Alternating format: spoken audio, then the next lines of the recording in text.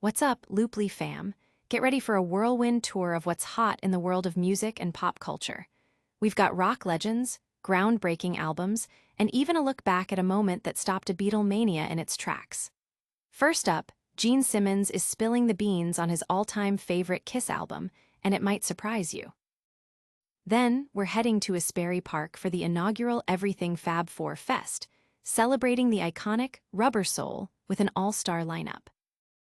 But hold on, we're also diving into a wild night in 1964, when Beatlemania got a little too intense for Cleveland police. And if that wasn't enough, we're revisiting the Everything Fab Four Fest to get you hyped for its incredible roster of talent. You don't want to miss this. Hit that subscribe button and ring the notification bell so you never miss an update. Gene Simmons names his top Kiss album. When rock icon Gene Simmons reflects on his musical journey, he often traces it back to a pivotal moment in 1958 America, where he first encountered the electrifying sounds of rock and roll from artists like Chuck Berry and Little Richard.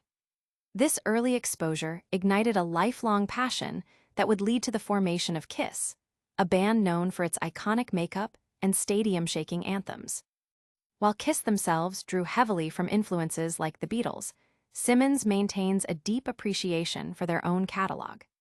He recently revealed his personal favorite Kiss album, and it's not the experimental Dynasty that embraced funk and disco, but rather Destroyer.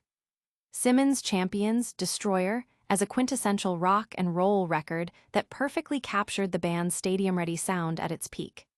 He specifically praised the album for its straightforward rock approach, noting that the songs shined, and the production was terrific, even amidst the band's internal dynamics, drawing a parallel to the Beatles' own White Album, where individual brilliance shone through creative friction. Fans and critics alike often point to Destroyer as a landmark album in Kiss's discography, celebrated for its anthemic hits and the band's signature theatricality. The album's enduring popularity stands as a testament to its impact on rock music.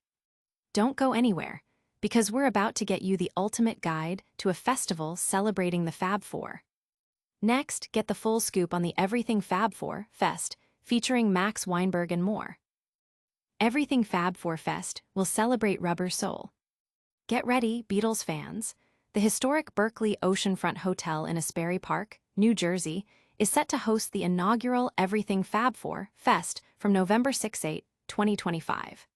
This three-day extravaganza is dedicated to celebrating the seminal 1965 album, Rubber Soul, a record widely regarded as a major turning point in the Beatles' artistic evolution.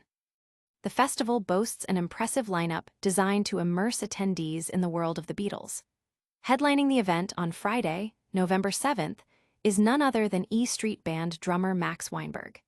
He'll be in conversation with Bob Santelli, director of the Bruce Springsteen Archives and Center for American Music, and will also perform Beatles songs alongside Jersey Shore favorites, the Weaklings. Saturday, November 8th, will feature Jake Clemons, the current E Street Band saxophonist, leading his band in a special performance. Both Weinberg and Clemons will offer meet-and-greet opportunities, with Clemons' session benefiting the Light of Day Foundation, which supports Parkinson's disease research. Spearheading the festival is Dr. Kenneth Womack, a renowned Beatles author and host of the Everything Fab Four podcast. He expressed excitement about bringing the celebration to Asbury Park, a town rich in music heritage, promising live performances, multimedia presentations, and expert panels. The event will also feature a diverse array of special guests, including singer-songwriter Nellie McKay, author and filmmaker Jamie Bernstein, Rolling Stone's Rob Sheffield, and various Beatles experts, ensuring a comprehensive and engaging experience for all. Think Beatlemania was wild. You won't believe what happened when it got a little too much for the police.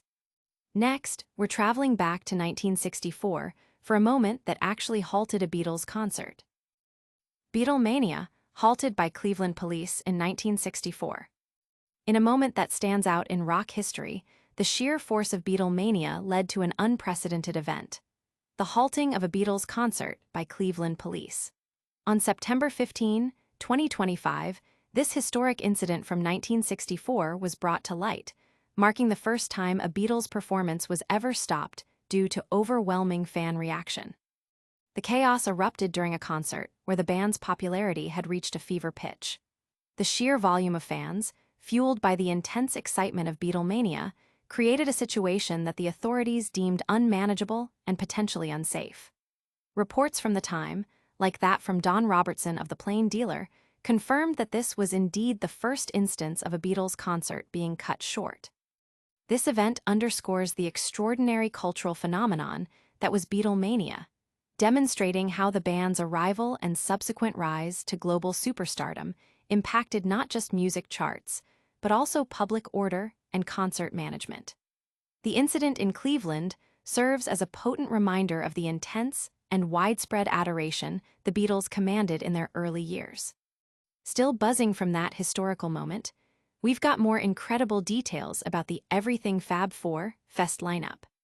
Next, we're diving deeper into the star-studded roster for the Everything Fab Four Fest. Everything Fab Four Fest, a deep dive into the lineup. Asbury Park, New Jersey, is gearing up for a monumental celebration of the Beatles with the inaugural Everything Fab Four Fest, scheduled for November 6-8, 2025. The festival centers around the band's groundbreaking 1965 album, Rubber Soul, and promises 3 days packed with concerts, discussions, and immersive fan experiences at the iconic Berkeley Oceanfront Hotel. The star-studded guest list is a testament to the enduring legacy of the Beatles and the passion of their fans. E Street Band drummer Max Weinberg will headline Friday's events, engaging in a conversation with Bob Santelli and performing Beatles classics with the Weaklings. Saturday features Jake Clemons, carrying on the musical legacy of his uncle Clarence, who will perform with his band. Both artists will participate in meet and greets, with proceeds from Clemons' event going to the Light of Day Foundation, dedicated to fighting Parkinson's disease. Dr. Kenneth Womack, the festival's spearhead and a leading Beatles scholar, highlights Asbury Park's significance as a music hub for this event. The festival will showcase a wide array of talent, including singer-songwriter Nellie McKay, filmmaker Jamie Bernstein, Rolling Stone critic Rob Sheffield, and various Beatles experts like Bruce Spicer and Scott Freeman. The collective aim is to celebrate Rubber Soul and its lasting impact through performances, presentations, and in-depth panels, ensuring a rich experience for attendees. That's all the news for today, but stick around for a super-fast recap. Don't forget to like, subscribe, and hit that notification bell. And that's a wrap on today's news. Gene Simmons revealed his Top Kiss album. The Everything Fab Four Fest is bringing the magic of Rubber Soul to Asbury Park with stars like Max Weinberg and Jake Clemons, and we even revisited the time Beatlemania got so intense, Cleveland police had to step in. If you loved this update, make sure to smash that like button, subscribe to Looply for more awesome content, and ring that notification bell so you never miss a beat. Got thoughts on these stories? Let us know in the comments below, and be sure to follow us on all social media platforms for exclusive behind-the-scenes content.